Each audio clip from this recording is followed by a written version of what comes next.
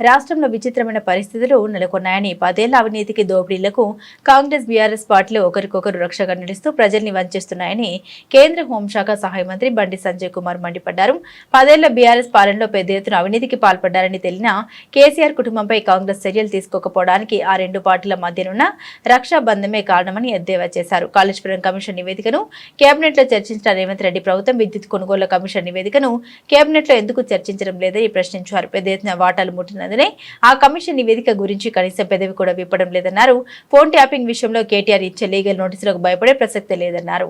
రాజకీయంగా నేరుగా ఎదుర్కొనే దమ్ములేక చేసిన తప్పులు, పాపాల నుండి తప్పించుకునేందుకు గాను లీగల్ నోటీసుల పేరుతో భయపెట్టాలని చూస్తున్నారని తెలిపారు. రాఖీ పౌర్ణమి పర్వదినాన్ని పురస్కరించుకుని కరీంనగర్లోని తన నివాసంలో బండి సంజయ్ కుటుంబ సభ్యులు, పార్టీ కార్యకర్తలు, జర్నలిస్టులతో కలిసి రాఖీ సంబరాలు జరుపుకున్నారు. పెద్ద ఎత్తున మహిళలు తరలివచ్చి రాఖీలు కట్టి స్వీట్లు తినిపించారు. ఈ సందర్భంగా బండి సంజయ్ మీడియాతో మాట్లాడారు. రాఖీ పౌర్ణమి శుభాకాంక్షలు తెలిపారు. అనంతరం మీడియా అడిగిన పలు ప్రశ్నలకు సమాధానమిచ్చారు. నాకు రక్ష, నేను నీకు రక్ష, మన ఇద్దరం దేశానికి, ధర్మానికి, సమాజం రక్ష అని చెప్పి రక్షాబంధన్ పండుగ జరుపుకుంటుంటే తెలంగాణ రాష్ట్రంలో ఒక విచిత్రమైనటువంటి నానుడు ఉన్నది. ఏముందంటే కాంగ్రెస్ వాళ్ళు, బీఆర్ఎస్ వాళ్ళు మీ అవినీతికి మేము రక్ష, మా అవినీతికి మీరు రక్ష, మన ఇద్దరం కలిసి దోచుకుందాం, కలిసి దాచుకుందాం అనేటువంటి ఒక సంకల్పం తీసుకొని కాంగ్రెస్ వాళ్ళు, బీఆర్ఎస్ వాళ్ళు ఈ పండుగ జరుపుకుంటున్నారు. ఇంతకంటే దుర్మార్గం ఇంకోటి కాదు.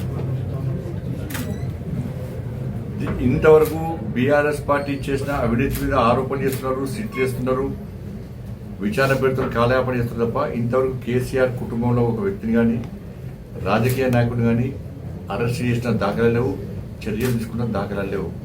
చర్చలు పెడుతుంది, విచారణ పెడుతుంది, కాంగ్రెస్ పార్టీ కాలయాపన చేస్తున్నది. కాంగ్రెస్ పార్టీ పాల్పడుతున్న అవినీతి కానీ, కాంగ్రెస్ పార్టీ యొక్క ప్రజా వ్యతిరేక విధానాలు కానీ బీఆర్ఎస్ పార్టీ ప్రశ్నించే ప్రయత్నం చేస్తలేదు. 6 గ్యారెంటీల విషయంలో అసెంబ్లీ పెడితే ఓటుకో తిట్టుకుంటున్నారు. కేవలం మీరుండాలి, మేముండాలి, వార్తల్లో కానీ బయట కానీ ఒక ప్లాన్ ప్రకారం ఇది జరుగుతూ ఉంది. కాబట్టి వీళ్ళ అవినీతికి వాళ్ళు రక్షగా ఉంటున్నారు, వాళ్ళ అవినీతికి వీళ్ళు రక్షగా ఉంటున్నారు. ఇదే కాంగ్రెస్, బీఆర్ఎస్ పార్టీ యొక్క రక్షాబంధన్ పండుగ.